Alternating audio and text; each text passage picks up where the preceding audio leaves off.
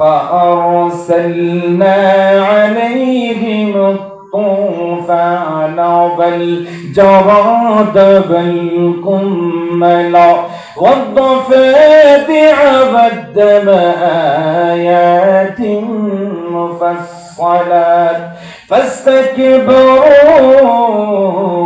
وكانوا قوما مجرمين এইবার আপনারা বলেন ফিরাউনের নাম শুনছেন নেই দুইটা কণ্ঠ থেকে আওয়াজ আসছে ফিরাউনের নাম শুনছেন নি আরো যদি বলেন ফিরাউনের নাম শুনছেন নি ফিরাউন আল্লাহর অনেক বড় ওলি ছিল জি না আল্লাহর দুশমন ছিল জবান খুলে কি ছিল দুশমন চূড়ান্ত দুশমন ছিল তো আল্লাহ যে সীমালঙ্ঘনকারীকে পছন্দ করেন না সীমালঙ্ঘন করলে অন্যায় অবিচার করলে আল্লাহর জুলুম কিভাবে হয় এইটুকু আপনাদের সামনে বলতেছি আল্লাহ কালামের মধ্যে বলেন فَأَرْسَلْنَا عَلَيْهِمُ الطُّوفَانَ وَالْجَرَادَ وَالْقُمَّلَ وَالضَّفَادِعَ وَالدَّمَ آيَاتٍ مُفَصَّلَاتٍ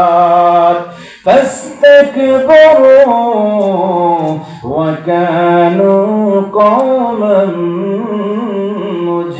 মুজরিমিন ফিরাউনের অনুসারীদের বাহিনী তার নাম ছিল কিপ্তি সেই কিপ্তিরা সীমালঙ্ঘন করত একবার সীমালঙ্ঘনের চূড়ান্ত মাত্রা যখন অতিক্রম করে দিল আল্লাহ রাব্বুল আলামিন তাদের উপরে অনেক আযাব দিলেন সেই আযাবের নাম হলো তুফান জলোচ্ছ্বাস এইবার বলেন তুফান আমাদের মাঝে হয় কি হয় না কথা বলেন সেই তুফান তাদের উপরে এমন ভাবে সওয়ার হয়ে গেল তাদের স্বাভাবিক জীবন বাধাগ্রস্ত হয়ে গেল জীবনটা বিপন্ন হয়ে গেল জীবন চালাতে গিয়ে অক্ষম হয়ে গেল এই তুফানটা তাদের জীবনকে লন্ডভন্ড করে দিল ঘর দরওয়াজা সব উড়িয়ে নিয়ে যাওয়ার উপক্রম এত লম্বা তুফান তো আর বন্ধ হয় না কিন্তু তাদের মধ্যে যারা মাথা মুটা আছে ওদের শুভ বুদ্ধির উদয় হলো একজন আর একজনকে বলে চলো আমরা পয়গম্বর মুসার কাছে যাই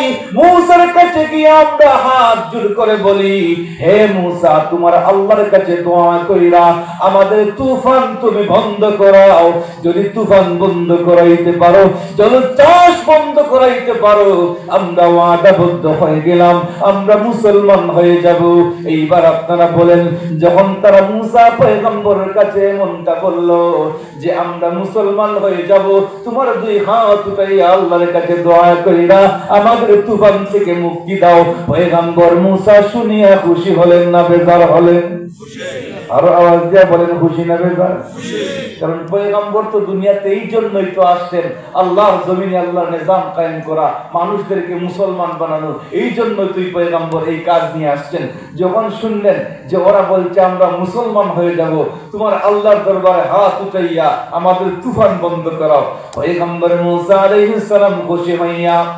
মহান আল্লাহর দরবারে দুইটা হাত উঠাইয়া যখন বলেন আল্লাহ কিপ্তিরা তারা সীমালঙ্ঘন করেছে তাদের অন্যায় বুঝতে পেরেছে মেহেরবানি কইরা ওগো আল্লাহ রাব্বুল আলামিন তুফান বন্ধ করে দাও চোখের পানি নাকে দেখায় আসার আগে আগে মহান আল্লাহ পয়গম্বরের দোয়া কবুল কইরা তুফানকে বন্ধ করে দিলেন আওয়াজ দিয়ে কোন সুবহানাল্লাহ আর আওয়াজ দিয়ে কোন সুবহানাল্লাহ যখন তুফান বন্ধ এইবার বলে ও মুসা তুমি তো অত্যন্ত গ্রহণযোগ্য একজন মানুষ তোমার দোয়ার মাধ্যমে সাথে সাথে তুফান বন্ধ হয়েছে আমরাও সীমা লঙ্ঘন করেছি স্বীকার করতেছি তবে শোনো আমরা তো মাত্র কয়েকজন তোমার দরবারে হাজির হইলাম একাই তো আর মুসলমান হওয়া যায় না একটু সুযোগ দাও আমাদের দলবল আছে না আমাদের গোষ্ঠীগারা আছে না সবাইকে নিয়ে সব দলবল ইসলাম গ্রহণ করিয়া ইসলামের শক্তি বুলন্দ করব পয়গম্বর মুসা ভাবলেন হয়তো আসবে সঙ্গে সঙ্গে আল্লাহ বলে দিলেন ও মুসা ওরা আসবে কিনা এটা আমি জানি ওরা কিন্তু আসবে না তুমি তোমার কাছে ওরা যতবার আসবে তুমি দোয়া করবে, দোয়া করতে কোনো দ্বিধা করবে না, তবে তাদের শেষ পরিণাম হবে বড় চূড়ান্ত পর্যায়ের ভয়াবহ। আল্লাহর পয়গম্বর মুসা বুঝতে পারলেন ওরা তো আর আসবে না। যেই মাত্র গেটের বাইরে গেল, গিয়ে বলে, দেখছো মুসাকে কেমন বোকা বানাইছি। নাউজুবিল্লাহ, আরো যেরকম নাউজুবিল্লাহ। গিয়ে বলে, তুফান আসতে কি হলো?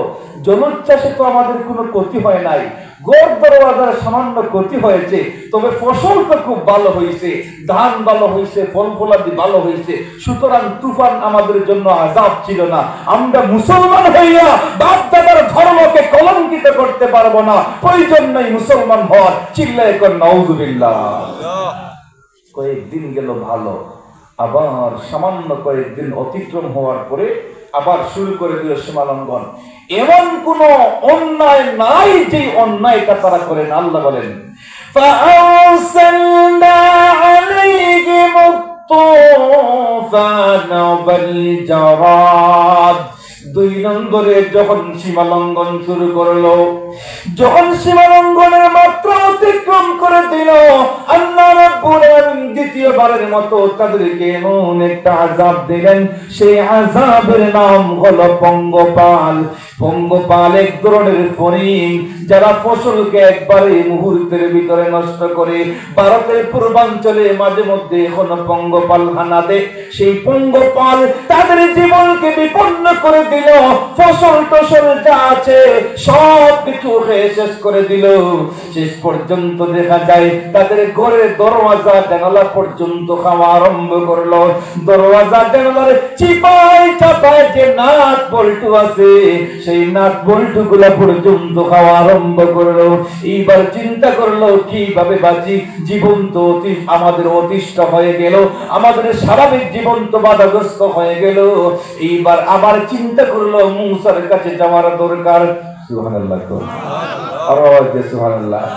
এইবার পয়গম্বর মুসার কাছে যাইয়া বলে, হে মুসা, মানুষ একবার অন্যায় করে দ্বিতীয়বার অন্যায় করে না। আমরা আগের বারে কিন্তু তোমার কাছ থেকে চলে গিয়েছিলাম, এইবার ওয়াদাবদ্ধ হইলাম আমরা এখানে থাকতে থাকতে মুসলমান হয়ে যাব, বাড়িতে যাওয়ার কোনো প্রয়োজন পড়বে না। মেহেরবানি কইরা দোয়া করো আমাদেরকে পঙ্গপাল থেকে মুক্তি দাও। যখন আল্লাহর পয়গম্বর মুসা আলাইহিস সালাম 2টা হাত উঠাইয়া দোয়া করলেন, মুহূর্তের ভিতরেই মহান আল্লাহ তাদেরকে পঙ্গপাল থেকে মুক্তি দিলেন। আওয়াজ দিয়ে কোন সুবহানাল্লাহ। যখন পঙ্গপাল থেকে মুক্তি, এইবার বলে আমরা তো একবার অন্যায় করছি, দ্বিতীয়বার করতে পারবো না। কিভাবে বলো আমরা মুসলিময় কয়েকজন হইয়া মুসলমান হই। এইবার একটু সময় দাও, মাত্র কয়েক মিনিটের ভিতরে যাদেরকে পাই তাদেরকে নিয়ে আইসা মুসলমান হব। এই বইলা এখান থেকে মুসা পয়গম্বরের কাছ থেকে চলে গেল। সেখানে গিয়ে বলে, দেখছো মুসাকে কিভাবে বোকা বানানো যায়। নাউজুবিল্লাহ। একটা জিনিস জানিয়ে রাখবেন, যদি আপনি টাকা খান তাইলে আপনার কিসমত বালা, যদি টকেন তাইলে আপনি কিসমতটা কবে খারাপ। দুনিয়ার জমিনে যারা টাকা খায়, দুনিয়ার সামান্য যদি ক্ষতিগ্রস্ত হয়, আল্লাহর কাছে তার মর্যাদা বুলন্দ হয়। আর যারা টোকে দুনিয়াতে জিল্লাতে জিন্দগি যায়, আখিরাতেও ভয়াবহ শাস্তি উপক্রম করে। কথা বলেন ঠিক না বেঠিক? এই জন্য দ্বিতীয়বার বলে পয়গম্বর মুসা আলাইহিস সালামকে কিভাবে ঠকাইছি দেখছো নি। নাউজুবিল্লাহ কোন। চলে গেল, আর তো আসে নাই। 2 নম্বর বার সীমালঙ্ঘনের পরে যখন আল্লাহর পয়গম্বর দোয়া দিলেন, পঙ্গপাল থেকে আল্লাহ রাব্বুল আলামিন যখন মুক্তি দিলেন।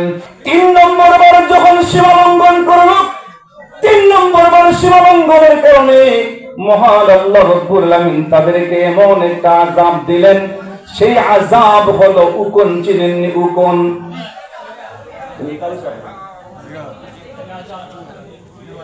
3 নম্বরে আল্লাহ রাব্বুল আলামিন তাদেরকে এমন একটা আযাব দিলেন, সেই আযাব হলো উকুন। উকুন চিনেননি? উকুন। فأرسلنا عليهم الطوفان والجراد والقمل। قمل মানে হলো উকুন, এক ধরনের উকুন তাদের শরীরের মধ্যে যখন ছড়িয়ে পড়লো, সেই উকুনের কারণে আল্লাহ রাব্বুল আলামিন তাদেরকে এমন একটা আযাব দিলেন, হুকুম দিলেন, সেই হুকুম দিয়ে তাদের জীবনকে বিপন্ন করে দিলেন। এখন দেখা যায় এই হুকুমগুলা তাদের নাকের ভিতরে ঢুকে যায়, মুখ দিয়ে ঢুকে যায়, চোখ দিয়ে ঢুকে যায়, কান দিয়ে ঢুকে যায়, শরীরের চিপায় চাপায় যখন হুকুমগুলা ঢুকে যায়, সেই হুকুমের কারণে আল্লাহ রাব্বুল আলামিন সেই অন্যায়ের কারণে হুকুম দিয়ে আল্লাহ তাদেরকে কঠিন একটা আযাব দিলেন। এখন স্বামী স্ত্রী একই বিছানায় ঘুমাইতে পারে না, শুধুমাত্র তাই নয়, একজন আরেকজনের সামনে দাঁড়াইতে পারে না, চুলকাইতে চুলকাইতে সমস্ত শরীর রক্তাক্ত হয়ে গেল, দৌড়ের উপর তাকে ঘুমাইতে পারে না, খাইতে পারে না, উকুনের যন্ত্রণায় অতিষ্ঠ হয়ে গেল। এইবার আবার চিন্তা করলো পয়গম্বর মুসার কাছে যাওয়ার দরকার। সুবহানাল্লাহ। বলে এইবার যাব, পয়গম্বর মুসার কাছে গিয়ে বলবো যে অন্যায় তো আমরা 2 বার করলাম, 3 নম্বর বার আর অন্যায়ের সুযোগ নাই, মেহেরবানি করে সুযোগটা দাও আর আমাদেরকে মুসলমান বানাও। পয়গম্বর মুসা আলাইহিস সালামের কাছে যায়, গিয়ে বলে হে পয়গম্বর মুসা, বারবার আমরা অন্যায় করেছি, এইবার ওয়াদাবদ্ধ হলাম মানুষ 2 বার অন্যায় করতে পারে, 3য় বার অন্যায় করতে পারে না, তুমি দোয়া কবুল করাইয়া হুকুম থেকে আমাদেরকে মুক্তি দাও। আল্লাহর পয়গম্বর যখন হাত উঠাইয়া দোয়া করলেন, মুহূর্তের ভিতরেই মহান আল্লাহ রাব্বুল আলামিন হুকুম থেকে তাদের মুক্তি দিলেন। আওয়াজ দিয়ে কোন সুবহানাল্লাহ। এবার কোনো কথাই বলে না, কথা বলা ছাড়াই পয়গম্বর মুসার দরবার ত্যাগ করলো। মাত্র বাইরে গেল, গিয়ে বলে দেখছো এরকম আযাব মাঝে মধ্যে আসবে, তাইলে আমার তেমন একটা ক্ষতি হয় নাই, শরীরের মধ্যে একটু চামড়া চুমড়া নষ্ট হয়েছে। আওয়াজ দিয়ে নাউযুবিল্লাহ। আল্লাহ বলে দিয়েছেন ও পয়গম্বর, যতবার ইচ্ছা আসুক, শেষ তাদের খুব কঠিন খারাপ হবে। 3 নম্বর বার যাওয়ার পরেও কিন্তু তারা কেন্ত হয় নাই, সীমালঙ্ঘন বন্ধ করে নাই, মাত্র কয়েকদিন যাওয়ার পরে আবার সীমালঙ্ঘন করলো। فأرسلنا عليهم الطوفان والجراد والقمل والضفادع والدم آيات مفصلات فاستكبروا وكانوا قوما مجرمين। 4 নম্বর বার যখন সীমালঙ্ঘন করলো, সেই 4 নম্বর সীমালঙ্ঘনের কারণে মহান আল্লাহ রাব্বুল আলামিন তাদেরকে এমন একটা আযাব দিলেন, সেই আযাবটা হলো ব্যাঙ আল্লাহ তাদের উপর সওয়ার করলেন। এইবার আপনারা বলেন, গাটাচটি এলাকার মানুষরা ব্যাঙ চিনেননি? একটু আসতে বলেন, ব্যাঙ চিনেননি? এই ব্যাঙগুলো স্বাভাবিক মনে করবেন না, ব্যাঙগুলো তাদের স্বাভাবিক জীবনকে বাধাগ্রস্ত করলো। ব্যাঙ এমন ভাবে সয়লাব হয়ে গেল, তারা যখন রুটি বানাইতে যায় রুটির সঙ্গে পিষ্ট হয়ে যায়, যখন তরকারি দেখ বসায় দেখের ভিতরে ব্যাঙ সিদ্ধ হয়ে যায়, যখন ভাত রান্না করতে যায় সিদ্ধ হয়ে যায়, যখন শুইতে যায় দেখা যায় পিঠের নিচে ব্যাঙ পিষ্ট হয়ে যায়, কথা বলতে গেলে মুখের ভিতরে ব্যাঙটা ঢুকে যায়। এইবার বলেন জীবনটা আরামের নাকি কষ্টের? আরো আওয়াজ দিয়ে কোন আরামের না কষ্টের? আল্লাহ বলেন ইন্না বাতশা রাব্বিকা লাশাদীদ। আল্লাহর পাকড়া বড় শক্ত, আল্লাহর ধরা বড় শক্ত। আল্লাহ 4 দিন কিন্তু ছেড়ে দেন না। আমরা অনেক সময় বড় বড় অন্যায় কইরা দেখি, আল্লাহ তো ধরেন না, তবে অপেক্ষা করেন, আল্লাহর দোয়া যে আছে আছে, এত কোনো সন্দেহের অবকাশ নাই। আওয়াজ দিয়ে বলেন ঠিক না বেঠি? 4 নম্বর সীমালঙ্ঘনের পরে আল্লাহ কিত্তিদেরকে যখন ব্যাঙ দিয়ে সয়লাব করে দিলেন, যখন মুখের ভিতরে ব্যাঙ ঢুকে যায় কথা বলতে পারে না, খাইতে গেলেও যখন হা করে মুখের ভিতরে ব্যাঙ ঢুকে যায়, এইবার অতিষ্ঠ হয়ে আবার চিন্তা করলো এইবার মুসা পয়গম্বরের কাছে যাব, গিয়ে বলবো হে মুসা, তোমার কাছে আমরা লিখিত দিলাম, আর কিন্তু আমরা ফেরত যাইব না। এইবার যদি তুমি দোয়া কবুল করাইতে পারো, আমরা লিখিত দিলাম আমরা মুসলমান হয়ে যাব, যদি মুসলমান না হই অন্তত আমার বিরুদ্ধে মামলা দায়ের করতে পারবা। চিন্তা করেন, মিথ্যা বললে একটা লিমিট আছে না? চূড়ান্ত পর্যায়ে মিথ্যা বলা শুরু করলো, বললো প্রয়োজনে মামলা দিবা, আমরা লিখিত দিব, তারপরেও দোয়া কইরা ব্যাঙ থেকে আমাদের মুক্তি দাও। পয়গম্বর মুসা তো আল্লাহর কাছ থেকে অর্ডার পাইছেন যে দোয়া করতে থাকো, যখন দোয়া করলেন ব্যাঙ থেকে মুক্তি পেয়ে গেলেন। এইবার বাকি হয়ে গেল 2 বার 3 বার 4 বার হয়ে গেছে, আর কিন্তু আযাব আর গজব আমাদের উপর আসবে না। আল্লাহু আকবার। খুব সংক্ষেপে বলতেছি, 5 নম্বর বার যখন সীমালঙ্ঘন করলো, এইবার শেষ।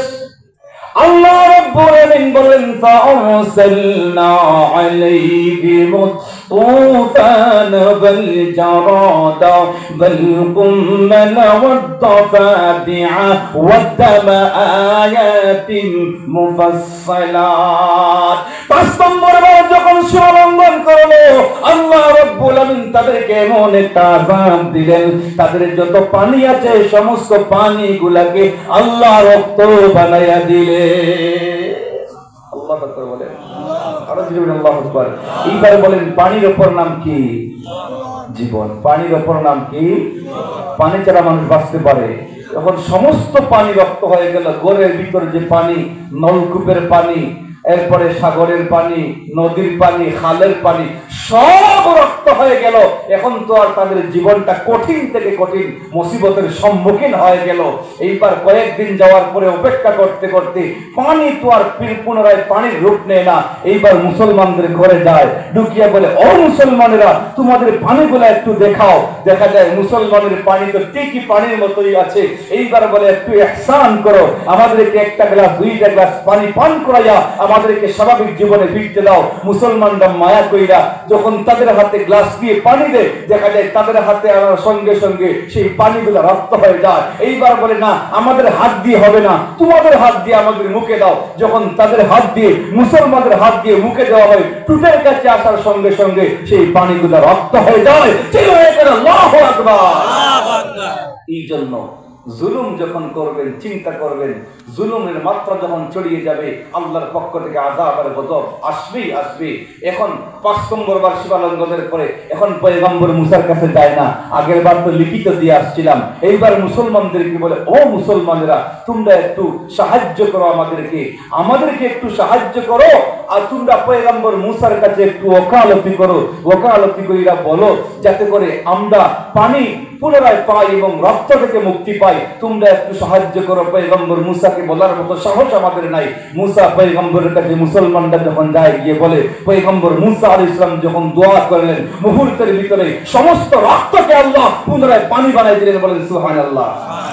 সর্বশেষ এরপরে কেন তো হয় নাই, 6 নম্বর বার যখন সীমালঙ্ঘন করলো, 6 নম্বরের সীমালঙ্ঘনের পরে আল্লাহ রাব্বুল আলামিন এমন একটা আযাব দিলেন। তাফসীরের কিতাবের মধ্যে লিখেন 6 নম্বরের সীমালঙ্ঘনের পরে আর পয়গম্বর মুসার কাছে আসতে পারে নাই। আল্লাহ রাব্বুল আলামিন এমন একটা আযাব দিলেন, বসন্ত রূপ দিলেন। এই বসন্ত রূপ দিয়া তাফসীরের কিতাবের মধ্যে লিখেন একদিনে প্রায় 70,000 কিপ্তিরা দুনিয়া থেকে বিদায় হয়েছে। চিল্লায়ে কোন সুবহানাল্লাহ। আর একটু আওয়াজ দিয়া কোন সুবহানাল্লাহ। এই জন্য এবার আপনারা বলেন সীমালঙ্ঘন করব না ছাড়ব? আরো আওয়াজ দিয়া বলেন সীমালঙ্ঘন ধরব না ছাড়ব? প্রতিবাদ করতে শিখবো কি শিখবো না? যেখানেই জুলুম, যেখানেই ব্যভিচার, যেখানেই অন্যায়, সেখানেই প্রতিবাদ আমাদেরকে করতেই করতে হবে। এটা স্বয়ং আল্লাহ আমাদেরকে শিখিয়ে দিয়েছেন। কথা বলেন ঠিক না বেটি? আর মনে রাখতে হবে নবী করিম সাল্লাল্লাহু আলাইহি ওয়াসাল্লামের তরিকা, নবী করিম সাল্লাল্লাহু আলাইহি ওয়াসাল্লাম যেইভাবে বাতিয়ে দিয়েছেন সেইভাবে আমাদের জীবনকে পরিচালনা করার জন্য তৈরি আছেন তো ইনশাআল্লাহ।